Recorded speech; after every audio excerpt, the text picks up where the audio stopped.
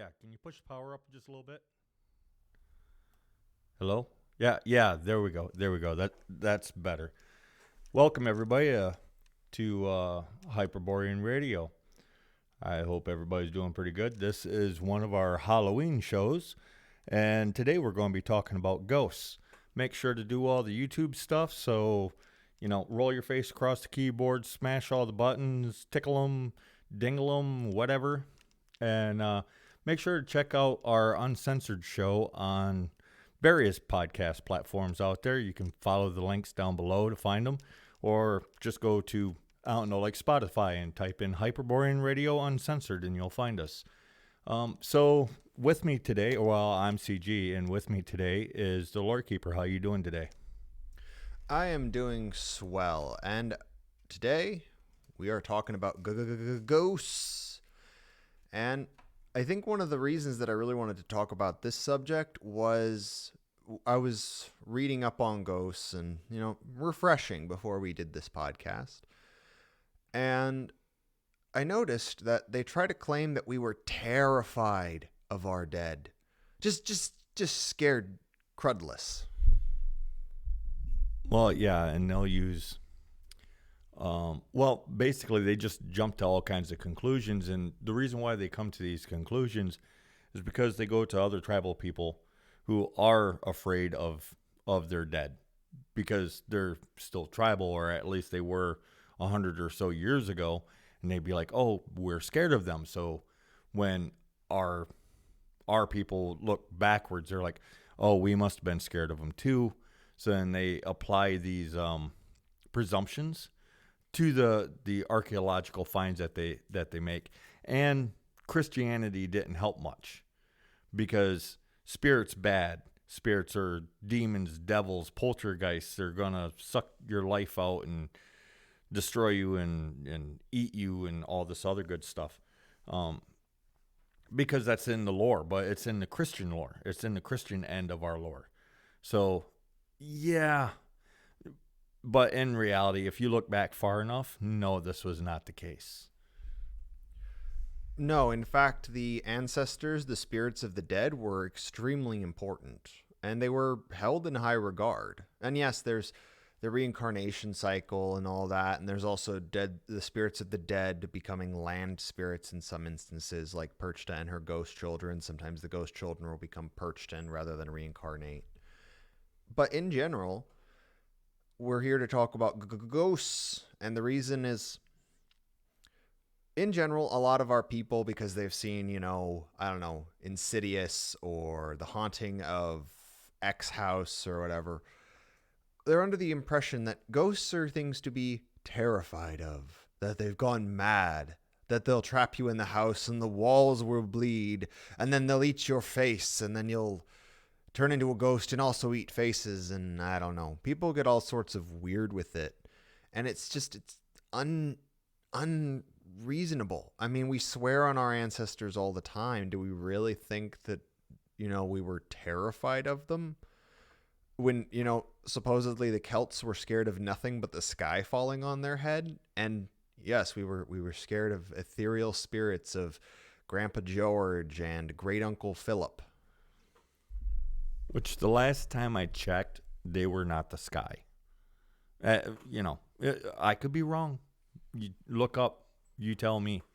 But yeah, the Celts reportedly from the time were said to be scared of nothing except for the sky falling on their head, which means basically they wouldn't hold fear in their heart. And I know people are creeped out now by the haunted house and the haunted forest or the enchanted forest or the graveyards. Right up until I think it was the 1950s, people, and even now still some people will do it, go out and have picnics in the graveyards. You do that because you're scared of what? I mean, really, you don't do that because you're scared of the dead.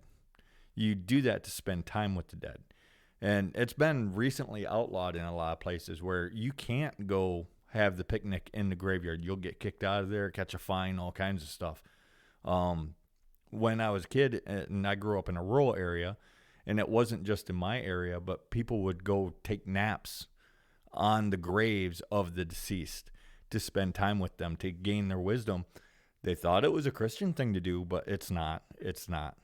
And the whole zombie thing, everybody's scared of the zombies, even though most people want like a zombie apocalypse, because then you get to do the justified violence, just full out justified violence, or the vampires or the ghouls.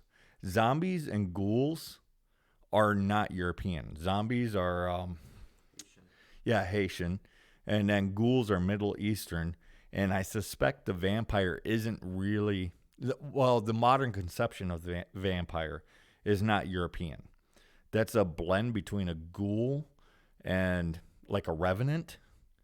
But the revenants weren't vampires.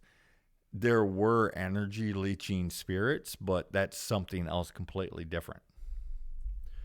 Well, with vampires, and not to go too far down the vampire path, but the vampires, similar to the witches, are sort of spun out of the quote-unquote witch type of people with the dead as well, because a lot of that lore got overlapped over time.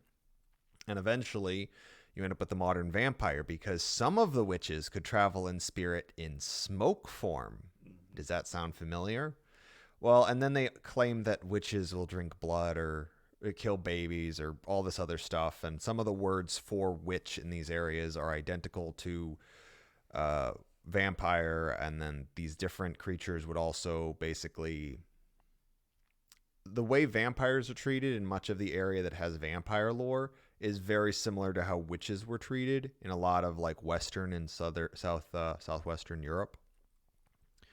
So it's not that vampires aren't a European thing. I'd say they are, but there's been so many layers of stuff. And it's sort of like a cultism in the sense that it makes good horror films, but it's radically changed from the actual lore, similar to werewolves. Werewolves are radically changed from the actual lore.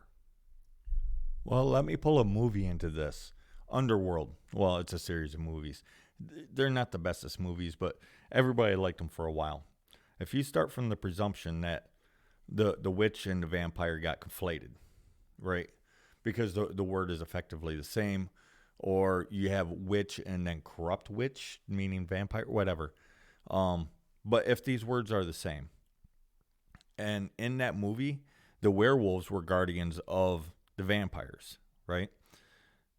But in lore, in our lore, if you go back far enough, the werewolves are guardians and they're warriors for good and righteousness and nobility, guarding the vampires or the witches. So, yeah, werewolves, not bad. They're actually guardians. They're protectors. They're warriors for our people.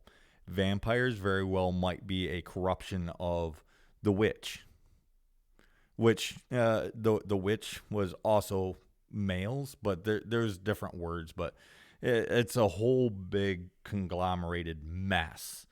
And that does actually involve ghosts and spirits. So nope, not straying from the topic. Well, and to actually get into the werewolf thing a little bit, in one of the most famous supposed origins of werewolves is the story of King Lycaon, or whatever his name, Lycaon, but from Arcadia and Greek myth, where oddly enough, Zeus was worshipped as a wolf.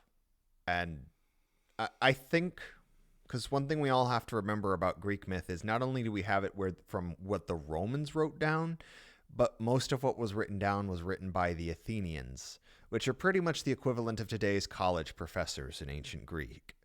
So the Arcadians, which are effectively the rural people, because Arcadia was notably rural. Isn't that where the word academia comes from? Is from Arcadia?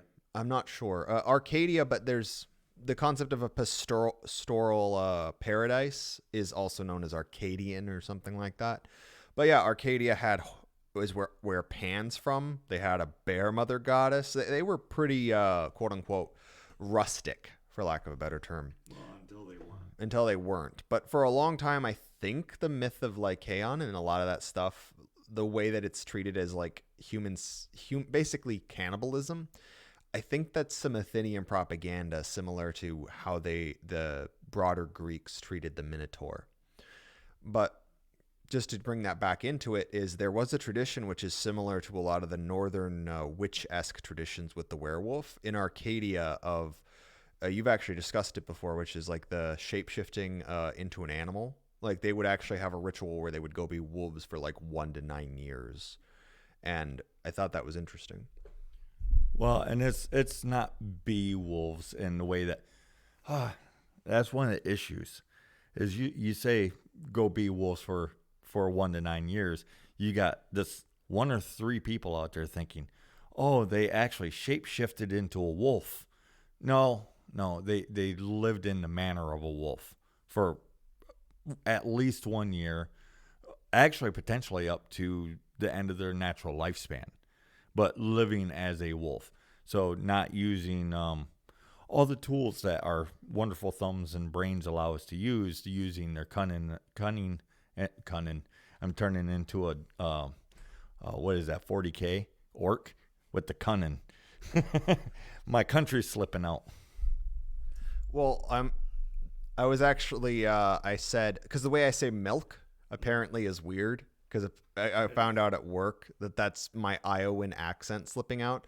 And the most notable thing about the Iowan accent is we drop the G's off of words. So not always, but like cunning. We'll say cunning, but like going or something like that, we'll just drop the G's off. So it's a Midwestern more, it's a thing. But the reason that all ties in together is it all ties back into the cult of the dead, because the shape-shifting is shape-shifting in spirit. So the spirit of the dead would therefore have the ability to basically wolf out.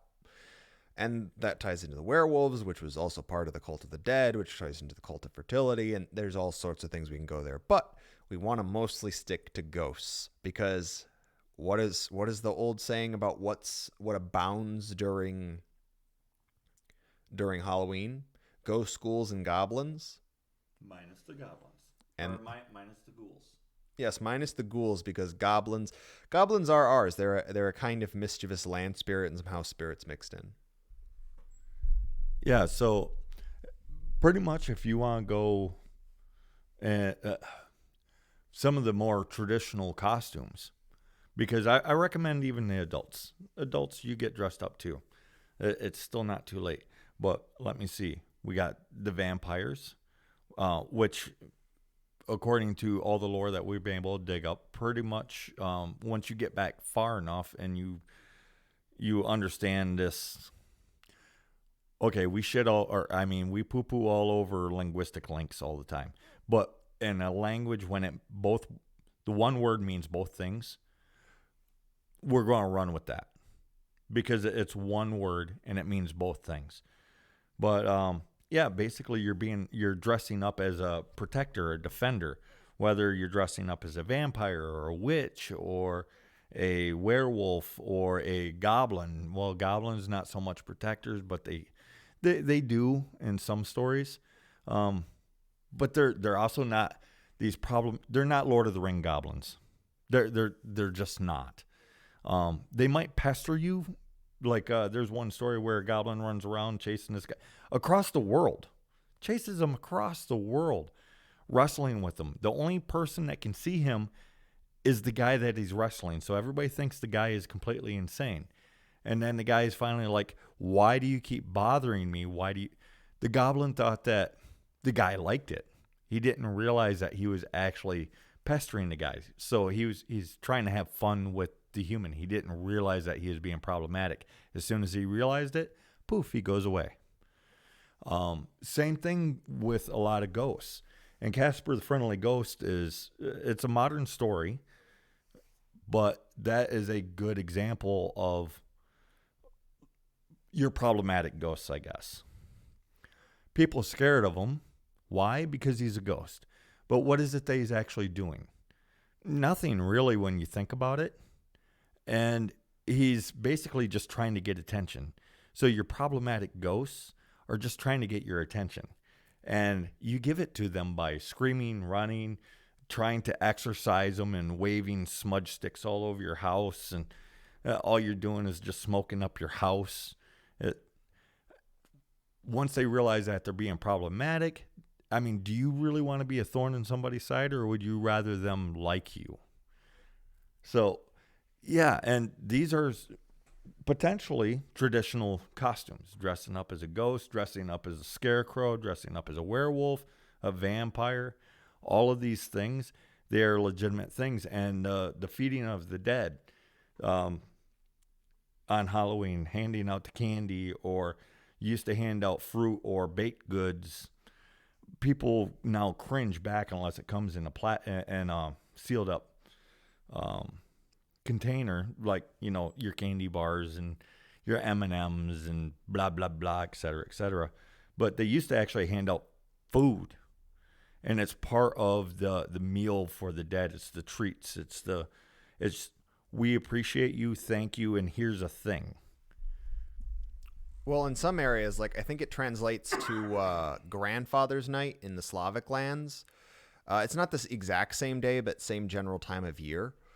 And they actually have a feast. And here's one little note, and this is actually why I would encourage, even if you don't hand them out because people get all sorts of iffy about homemade food now, which they shouldn't, but I'll even admit when I was a kid, I was a little iffy just because of all the... Even now, sometimes I'm like, what?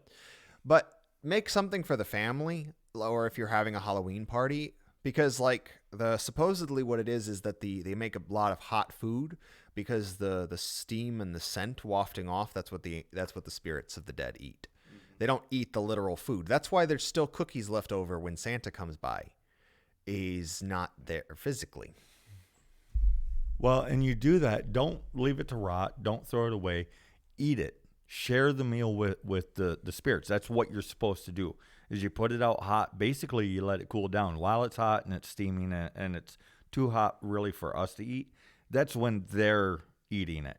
And then we partake of it once it cools down enough that we can eat it, whether that's overnight or just for an hour. But because it's just a thing that we do. A lot of times we will prep this big meal, make sure everything's hot, put it on the table. It's too hot for everybody to eat, so we wait for 15 minutes to an hour, and then we eat it. You don't even change anything that you're already doing. Really, you're not even. You're just understanding what you already do in a different way. That's why we're all time saying a lot of the people trying to return to a Hyperborean ethnic way. They're working too hard. You're doing too much, getting too esoteric and thinking too much about these things that we just do naturally. We do these things naturally. And Halloween, we actually start celebrating it before the day. And we've already covered why we call it Halloween. So if you want to call it something else, that's fine. But understand it's a season. It's not a particular day. And we all treat it that way. Even though we might not do the thing until the specific day, like for Halloween, it's October 31st. For other groups with a different name, it might be October 29th. It doesn't, the specific day doesn't matter because it's a season. And we all do basically the same thing because it's the thinning of the veil. The spirits are moving about the earth. Our ancestors are getting ready. Some of them are getting ready to cross the veil to the other side. Some of them are coming from the other side to this side. And it's a big chaotic back and forth, and it's wonderful and it's exciting. We can feel it build in the air. Well, like some of the classic costumes you brought up, werewolves and vampires and how they're spirits and protectors and all that. But there's other big ones like witches. That one's self-explanatory. And then you have like Frankenstein. And this actually comes back to the concept of ghosts, ghouls, and goblins. And yes, ghouls are a foreign spirit, a foreign creature. But they actually, if you take those three and then you separate them into categories, it actually covers a pretty decent spectrum. You have the ghosts, which are the ancestral spirits. You have the goblins, which are land and various categories of spirit. And then you have the ghouls, which are specifically physical. So that's dealing with physical monsters. So with Frankenstein, for instance, you're dealing with a physical monster. Though it is technically the dead brought back to life, kind of a revenant. And Actually, the book by Marie Shelley is actually good. I enjoyed it when I read it. It's very, very different from the movie. The iconic Frankenstein, it's nothing. It's not a thing. I have no problem with it, provided people understand it's not the same thing. I mean, it was called the postmodern Prometheus is another title for a reason. But you also have, mummies and all these other things, and they fall into one of these three categories. Well, I was just going to say that with the Mary Shelley, because I'm not pretentious, so I don't say Marie. Mary Shelley, that's where these movies come from with the sympathetic Frankenstein. Or rather, Frankenstein's monster, because Frankenstein was the scientist. Yes, I know. I read the book and I've watched a few of the movies, but it's the book actually where the sympathetic monster comes from. And then I was so excited to share that little bit that I didn't listen to the last thing that you said. So can you recap the last thing that you said before I yanked the mic? Oh, actually, I'll just go right back into what you were doing, because in the book, if you want to see the closest I've seen of an accurate portrayal of Frankenstein, the two best examples I've seen are the Wishbone episode when I was a kid and the Penny Dreadful series. Those are probably the two most accurate depictions of the creature. There's a movie, but I can't remember what it's called. I think it's actually called Frankenstein. The dude lives, the monster lives for a couple hundred years, and he's actually smart. Oh, I think you're thinking of I, Frankenstein. And they couldn't hear you because of the whole one. We're back to one mic until we figure out the echo issues. But there's also Van Helsing. It's more accurate. It's almost a blending of the movie Frankenstein and the actual Frankenstein. But in the book Frankenstein actually, he helps out a family because he's so desperate for human connection that he goes to a family's house. And at night, what he does is he cuts up their wood and he does all these chores for them. And when they wake up, they're like, oh, an angel must have done this. And, he keeps doing this until he eventually reveals himself, and they're horrified. I mean, it's a very sad book. I mean, and the monster's actually very smart. He's actually very eloquent and sympathetic. He's not murderous. He's vengeful, and he's lonely because of how mistreated he was. But he's a decent enough chap. But that actually brings to mind like all these house spirits that have been demonized. They might not look like, the way I put it is, okay, we get hairier the older we get, to the point where there's a joke about like Italian grandfathers and Irish grandpas and stuff like that, where they're basically poof balls. Okay, now take that, make it a house spirit, and then shrink it down, but keep the same amount of hair. That's why house spirits are so fluffy. Is you basically just have grandpa, same amount of hair coverage, but now he's about the size of little Timmy at 3 years old. Every single hair is still in place. Yes, just very fluffy. I mean, he doesn't need clothes now, but it's that's the joke I tell about why house spirits look the way they do. They're kind of horrific looking. I mean, you get the cute little gnomes and stuff like that, like the Tomte or the elves, but that's where that comes from. These are the ancestral spirits, and they help out. And when you're scared of them, when you insult them, I mean, people freak out like, well, the brownie will turn into a boggart. Well, I mean, if you were, 7 generations removed and this generation you're helping out is just screwing everything up, wouldn't you start smashing plates? Like, get your freaking act together. Well, and the Wicked Witch, that's another popular costume. And I'm working on a writing right now. I actually started on accident. Because I was writing something up on Baba Yaga. Baba Yaga! But the grandmother witch, it's the notion that's all across Europe. No, they're not all the same. And you can tell actually by the stories. But they all do basically the same things. And in the more recent tellings of the stories, they're always described as wicked witches.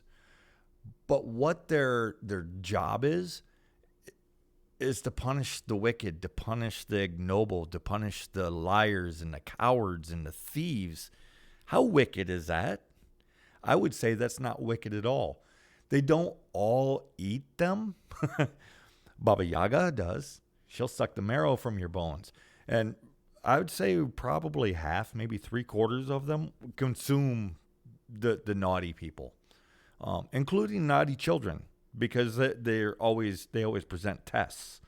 And should you fail the test and you're a liar or a thief or a coward, you're just generally ignoble, you're going to fail the test. And yes, she will eat you 3/4 of the time. Other times she will take everything from you and throw you out in the woods, basically to die or live as you might. But yeah, basically, you're going to get punished. How are these wicked witches? But they're all described the same with the warts and the haggard look and the cackling and the long claw fingers and the fangs for teeth. So they're all described basically as what we think of as the wicked witch, but they're not. They're actually protectors and teachers, and they kind of thin the herd of the bad people. Well, and our people prefer quality over quantity. But with the Wicked Witch, I found out an interesting factoid, which is that the word wicked actually derives from a similar word to things like wick and wicker and stuff like that. And basically it means weaving, and it ties back into the web of weird and sort of doing that. So Wicked Witch is actually not originally an insult. It's sort of like how terrible and tyrant used to have a much more nuanced meaning. Yeah. Terrible, by the way, is one of my pet peeves, because terrible in today's language, it means bad. But no, terrible didn't always mean bad. It meant great or intense, because great didn't always mean good. Great just meant big, bigger than life. And terrible was pretty much the same thing, but with an intensity to it. So it's, and we still use it. Terribly good. That's terribly good. That's terribly funny. It doesn't mean that, oh, that's bad good. What? That doesn't make no sense. But terribly good makes perfect sense. Oh, that's bad funny. That doesn't make any sense either. But we still say terribly funny. So terrible does not mean bad. It's intensely funny. It's intensely good. Terrible just basically means intense. It's intense, but more. There's connotations to it. But bad is not at all. And yeah, that's one of my pet peeves is we need actually to bring our language back. And old dictionaries are the best for it. Not Wikipedia so much, although that does have some of the older translations. But yeah, we need to bring back some of these original meanings, like wicked, like terrible. And you said another one, but I forgot what that. Tyrant, yes. Tyrant wasn't always bad. Tyrant, at one point, you wanted a tyrant leader. It meant that he was great and he was strong and he was ferocious, and not towards his own people. He was protective towards his own people. That's what a tyrant used to be, was he would be tyrannical in his protection of his people. So if somebody messes with them, messes with one person, they messed with everybody. Well, and I want to give a quick shout out here to Heathen Coalition. It's rare for us to give shout outs to other channels, and no, I don't agree with everything, etc., etc. But that one content creator, she is obsessed with dictionaries, and she has like collected, I don't know how many, but a lot of historical dictionaries. So she has some pretty good info on like the history meanings of words. Like that's where you're going to find, because I think she did a video or something talking about how one of the translations for folklore is literally racial memory. And she also did a decent video on like, I think it was Hala and Mother Goose and stuff like that, and Halloween. And but anyway, check her out if you want stuff like that. She does some weird stuff. She does some weird stuff, but it's YouTube, and the pagan sphere is not known for its lack of eccentricity. But either way, we definitely appreciate her work with dictionaries and words and language. It's important. It is really important. Which then brings us back to the ghosties. Nice, smooth segues. We do nothing but the smoothest of segues. Very much like crossing glass, broken glass with bare feet. That's how smooth they are. But yeah, this is the time of the year. And the thing is, we can feel it building even now as the temperature drops. And there's kind of a crackle to the air the closer that we get. So yeah, it's a whole It's a whole thing. It's not that these things aren't scary, because they can be. Not everything is your friend, but also not everything is your enemy. So take that in stride. Well, for instance, let's go with like some old stories. So Shakespeare and the sagas, because you brought up the laying out on the grave and the burial mounds and stuff like that. That is a fairly old custom, and there's actual stories of people laying out on the mounds in sagas, and the spirit actually coming down and visiting, or up, and basically coming over and basically visiting and talking, usually in a dream, of course. And then you have in Shakespeare, you have some more vengeful spirits, but that's mostly because it's a frickin' plot device and it's Shakespeare. There's a reason the term Shakespearean is used as an adjective.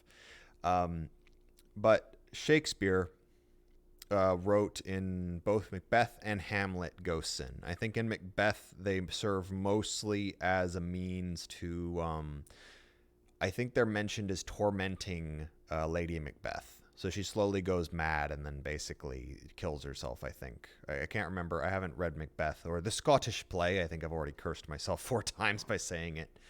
And then in Hamlet, Hamlet's father shows up as a ghost and tells him, this dude killed me, get some revenge for me. It's sort of like, a lot of people don't know this, but The Lion King is based on Hamlet. And so even though it's set in Africa, it's actually a white story just told with African animals, sort of like The Jungle Book. It's set in India with Indian animals and an Indian main character, but it's written by Rudyard Kipling. And that story of The Lion King also has the ancestor coming in and both encouraging as well as sort of guiding. This is a fairly European custom. And actually, weirdly enough, I would actually give Disney some credit here, because yes, they went with as Disneyfied as they could get. But they do actually do some things like Jiminy Cricket, for instance. Jiminy Cricket was a ghost in the original story because he gets killed in like his first chapter by Pinocchio. So he's actually got like with a book, or was it a shoe or book. It doesn't matter. He killed him. Jiminy Cricket is a ghost in the original story. The original story is so freaking dark. I mean, I think Pinocchio gets lynched at one point. But yeah, it was supposed to be a warning of morality. Like, it wasn't supposed to have a happy ending. The puppet was what not to do. It's like watching Dumb and Dumber. You don't do what the Dumb and Dumber guys did. But that is an example, as well as like The Lion King. And then you have, what's another one? Cinderella. That's another good one. The fairy godmother is actually a remnant of the original sort of Aschenputzel German Cinderella, where the ancestral spirits come. And that's also where, like... includes the mothers. It includes the mothers. Well, there's actually the mothers, the good women. There's many different names for these female spirits. And actually, a lot of times in the lore, the role of the Norns, which was like the 3 women showing up and spinning the fate of the child, a similar thing would happen with the Moirai, and then they incorporated that story into Jesus Christ's story with the 3 Marys, which became the 3 wise men, etc., etc.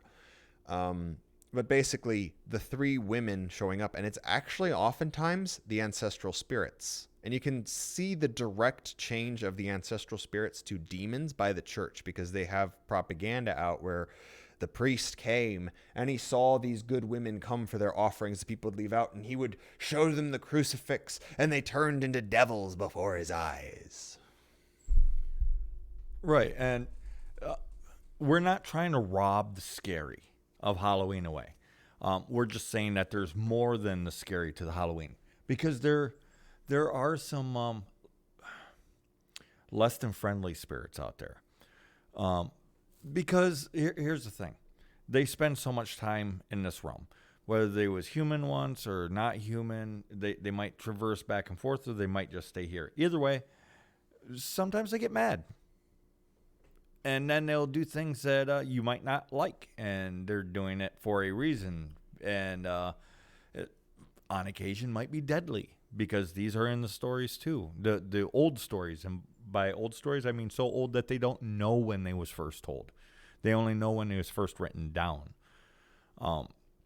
But you have that. There's also stories of like Fae crossing the veil and stealing children and taking them back to the land of Fae. The reason why they're doing that is it's hurtful to us, but they aren't actually doing anything bad to the children. They're taking the children to the land of the Fae to protect them, to raise them to be heroes and kings and all this good stuff. The downside is they're not human, and they might not be the children might not come back even during our own lifetime, if ever. So we then fight with these spirits that want our children. They want our children for a noble reason, because they believe that we can't raise our children to be these kings and these heroes. So then we fight with them to prove to them, yes, we can. There's entire traditions around this where the mortals fight with the creatures from the Fae, the land of Fae, to basically protect their children from these creatures. But the creatures aren't going to eat them. They're going to steal them, yes, but they're not going to eat them. They're not going to torture them. They're then going to raise them to be heroes and kings. It's the weirdest thing, but it's just the way that it works. And that's supposed to be scary. We might lose some of our adults, our men, our women, our brothers, our sisters, our children, our mothers, our fathers, all this stuff, because it's a war that happens. And not necessarily every year. Some traditions have it happen every year. Some have it happen every generation. And some, I think, once a century. And you're not going to find that researching folklore. Type in Google folklore warring spirits. You're not going to find it that way. It's actually, you're going to find it through history and celebration. The history of celebrations and stuff like that. It's more in history rather than folklore is where you're going to find information like that. Because when you're looking for information, none of it's really hidden. It's just not necessarily where you think it's going to be. Well, one of the plainest examples is Halloween. I mean, just look around. I mean, granted, most people aren't decorating because, well, everybody's depressed as frick right now. But in general, Halloween, when it's in full throttle, it's not hard to see that it's not Christian. Like, not at all. Not at all. Jolly Halloween. Jolly Halloween used to be a term. Or you look at like really old art of the holiday. It's very clear this is a pagan holiday. Or the horn demon costume. Horn god. Not all horror. Not all horror. It was some joy in there. The ghosts were mischievous and trickstery. You were allowed to have fun, like trick or treat. Trick or treat, like The Simpsons actually did a good job with it, which was, it is a covenant. You are supposed to give either a treat or get tricked. Or in some cases, very rarely, you can trick the kids, because that's technically part of the rules. Is if you don't want to give out a treat, you got to trick them. But if you fail at the trick, you got to give them a treat. Well, and what most people that's older, so I'd say probably 30 years old and up, most of these people will have these stories. The scariest house gave out the best candy. And for my town, it was actually the dentist. You would get not the good regular size candy bars. You would get the king size candy bars and a 6-pack of soda. If you was a kid, if you could just make the walk from his front gate to his door. Because his house, he had a Victorian style house, and he would strip it every year to repaint it.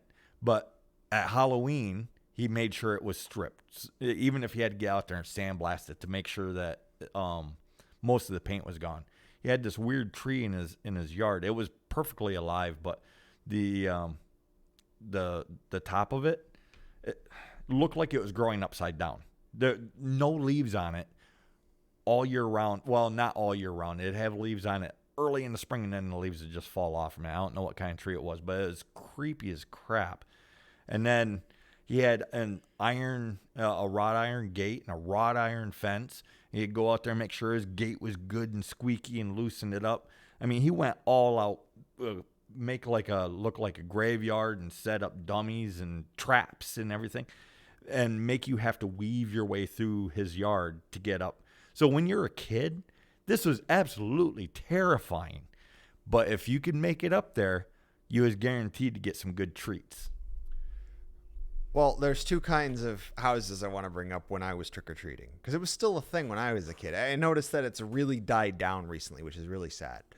But there was this one house it had like a different owner every year. So one year it actually had like a fraternity living in it. So everybody in the fraternity bought like a whole bag of candy, and they were all too lazy and partially too drunk on Halloween to take the candy out of the bag. So they just had like whole bags of like 20 pieces of candy in it that they were just handing out. Like, here you go, here's a bag of 20 Reese's. And then they would close the door somewhat slurring. So that was a gold mine house, but it didn't repeat because different people owned that house every year because it was stupid expensive to live in that crappy house. But my other favorite, and I don't know who lived here because it was a big neighborhood, so I don't know who it was. But it was the scariest house on the block, and this is how he got you. This is how he got you. Is you're like, oh, this isn't too scary, until you realize that the scarecrow with the glowing eyes that has the candy on its lap, it's him. So like when you start closing in, he gets up and it's scary as shit, and you run the other way. So like 6-year-old me is like, oh shit, and just skedaddles. Oh yeah, and that Dennis I was talking about, he would do things like that, and you would think, okay, he's the one up on the porch holding the candy. Nope, this year he's the dead guy hanging in the tree. Oh nope, this year he dug himself a grave and he's in the grave and he'll chase you around. Sometimes and sometimes they'd get entire casts, like his whole family would get involved. Sometimes they would have friends come over, and they'd all be dressed up, and you had no idea. No idea. Are these people? Are these just mannequins? What's going on? Maybe they're real monsters because you're a kid, and it's scary, and it's dark because my town, we went all out on Halloween, and so even the street lights would be turned off. All there would be for light would be like porch lights and jack-o'-lanterns. No street lights was on in my town. So, yeah, the whole scary thing, even though it wasn't scary, but it was absolutely terrifying at the same time. Well, and that's the lovely thing about Halloween, and it's my favorite holiday. It really is. I'm really actually kind of sad that I haven't been able to be the trick-or-treat giver-outer, because I haven't had the budget, and I don't live in an area with a lot of families, so people don't come by. Because I would love to be the house that's like scary as crap and then it gives out king-size candy bars. I've always wanted to do that because I always wanted to, if you can get past the tricks, here's the treat. I always wanted to go all out, and then I never do. Like last year I wanted to be a plague doctor, and I went as Paul Bunyan. And this year I wanted to go as a scary scarecrow. I know that's not going to happen. I'll be Paul Bunyan again. Why? Because it's low effort and I can't sew.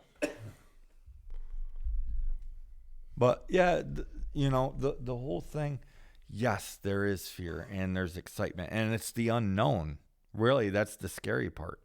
The creatures less so, but you can lean into it, and there's nothing wrong with that. That is perfectly fine. It's actually it's to be expected. But you can also go the other way, where it's just fun and there's nothing really scary about it. But really, I think that we need both. Both well, not horrifying, because that's got the wrong connotations today. The scariest thing isn't the blood and guts. It's the thinking that there's blood and guts, but you don't know where they are because you never see them. Like the old slasher movies. The scariest thing about them is you couldn't see the monster. You would see it move, but it was basically just a shadow. They did this for practical reasons, I know. But that's part of what made them so scary, was you never actually saw it. You'd see the shadow of it. You would hear it, but not see it. You want to scare the living crap out of people? That's how you do it. It's just shadow plays on the edge of sight, sound, but they can't see you at all. I mean, what's more horrifying than hearing footsteps behind you? You turn around and there's nobody there. Like in Nightmare Before Christmas. I am the who when people say who's there. That's a scary part actually of the song if you think about it. Well, and I actually want to do probably next week before we do some live streams with Aethelwolf and a Halloween live stream. I want to do a whole video, maybe if we decide we want to do it, just on Nightmare Before Christmas and time, just on Nightmare Before Christmas, because that film, and we probably mix in some other Halloween movies. That movie is so freaking pagan, it's crazy. It is extremely pagan. But in general, with Halloween, I wanted to bring up one more thing since I think we're closing in on time. But there's two more costumes that are really common that are we haven't really talked about, which is the hobo, and one that's a wee bit embarrassing, which is the blackface. And here's actually I can explain the blackface pretty quickly. It used to be tradition to blacken your face to represent the dead, as one of many reasons for the blackening of the face. It was a tradition in Europe. It wasn't a mumming thing. And no, it was a mumming thing. It wasn't a minstrel. That's the word I'm looking for. It wasn't a minstrel thing. That was fairly recent. But culture tends to influence things. It's the same reason that now apparently people are completely unaware that Thor's a redhead. It's because of Marvel. Blackface cremation. Yeah, blackface, cremation, the ashes of the dead, fertility of the earth, stuff like that. And then eventually, what do you get? You get, oh, hey, the minstrel. That's what this is for. Because the traditions of our people have held on mostly because we forgot that they were pagan. That's the weird thing. They held on despite Christianity. They held on despite Christianity. It's like Santa Claus. Everybody knows that's not actually St. Nicholas. Everybody knows that. We just mimic it because it keeps the church from destroying him. I mean, the church even tried to get rid of him for a while. And they've been crusading against frickin' Halloween forever. But yeah, on the 30th, that's going to be the last Saturday of the month. We're going to be doing a live stream for Aethelwolf's birthday. I think that's going to work out to be about 4:00 Eastern, somewhere around there. We'll post it beforehand, just to make sure. And that's assuming, because he's in South Africa, that's assuming that blackouts don't happen or the world don't fall apart between now and then.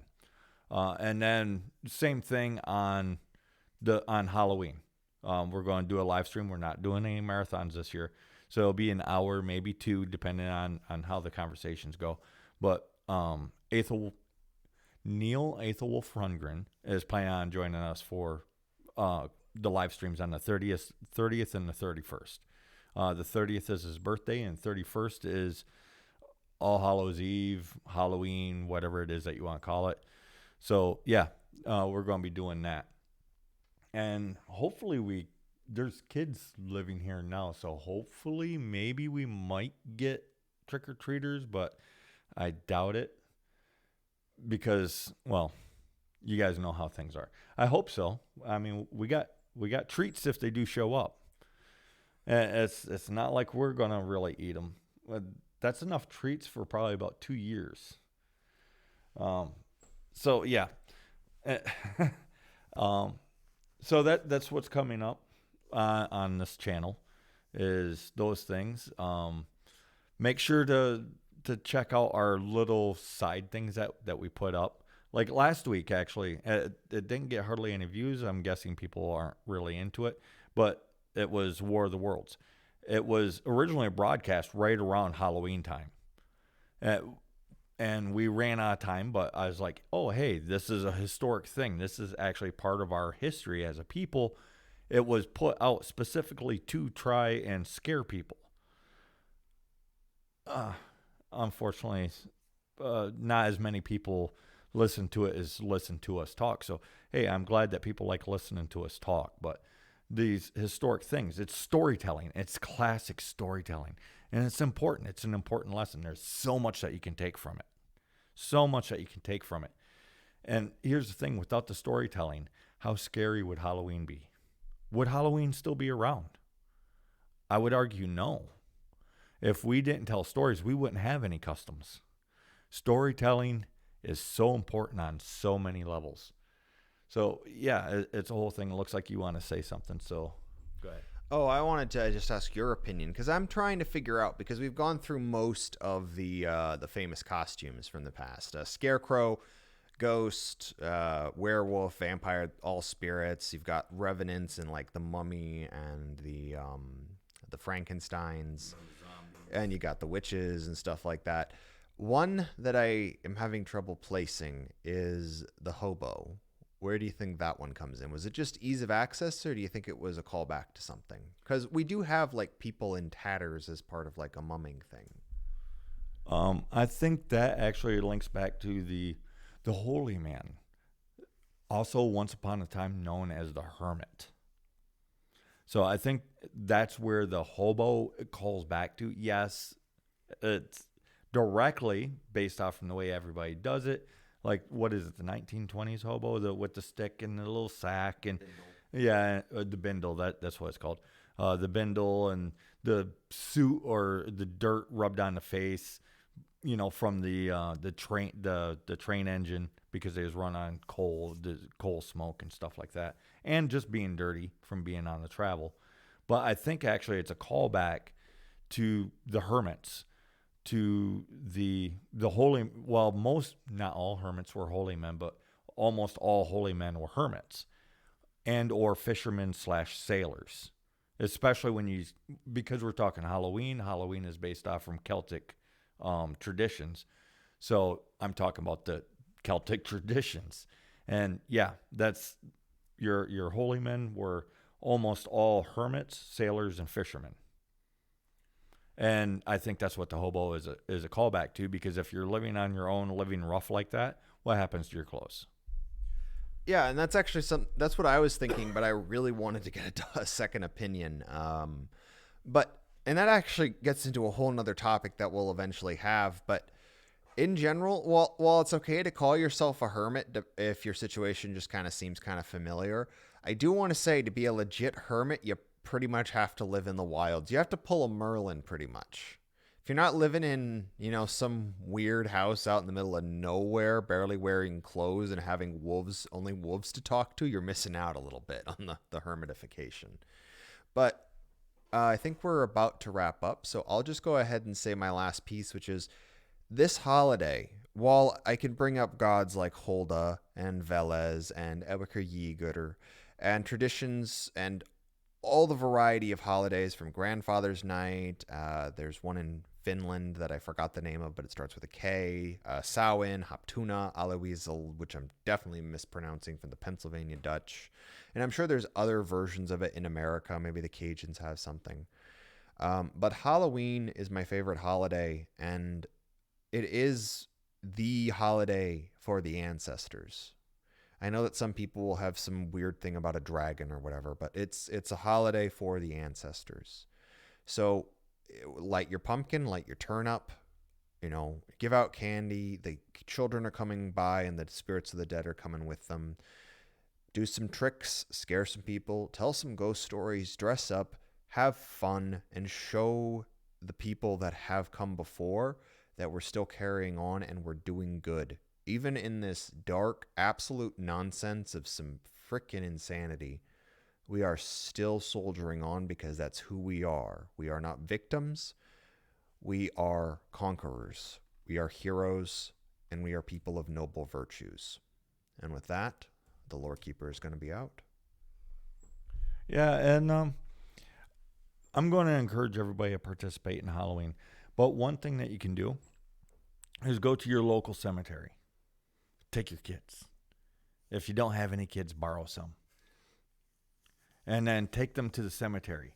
And then make a game of it. Go through and find the oldest headstones that you can. And try and figure out who's laying there. And say hello. And It does so much, actually.